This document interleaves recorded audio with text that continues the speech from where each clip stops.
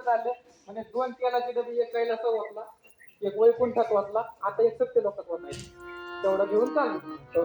काय आहे महाराज, नारद महर्षी आपण एक त्यांना कळीचा नारद म्हणतो. हो, पण ती साधू आहे. किती साधू आहे. अरे राम जन्माच्या अगोदर ज्या वाल्मिक ऋषीने रामायण लिहिलं ना, त्या वाल्याचा वाल्मिकी फक्त नारद ऋषीने एवढं लक्षात ठेवलं पाहिजे. हो, नारद महर्षी काय कोणी सामान्य नाही, पण आपण कळीचा नारद, मी म्हणतो म्हणा कळीचा नारद, पण त्यांच्या कळीनं जगाचा उद्धारच झालेला आहे, आपल्या कळीनं गावाचं वाटलं. त्याच्यामुळे त्यांना श्रेष्ठच मानलं पाहिजे. आणि मग सत्य लोकांमध्ये गेली तेही सांगितलं, तीनही देवींच्या लक्षात आलं आता त्या ठिकाणी काहीतरी केलं पाहिजे. पार्वती मातेने लक्ष्मी मातेला फोन लावला, म्हणे काय कळालं का, म्हणे काय अनुसया मोठी पतिव्रता आहे.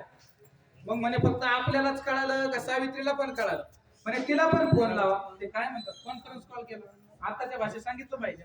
कॉन्फरन्स कॉल केला, तिघही एका कॉलवरती, म्हणे आता काहीतरी केलं पाहिजे. काय करायचं, म्हणे आपल्या पतींना तिथं सत्व हरण करण्याचं पाठवायचं. मग त्या ठिकाणी तिघींनी ठरवलं, आपापल्या पतीला अनुसयाचं सत्व हरण पाठवायचं. तिथं पाठीवरच धर्म याच्यावर एक लक्षात काय या काहीतरी जेवण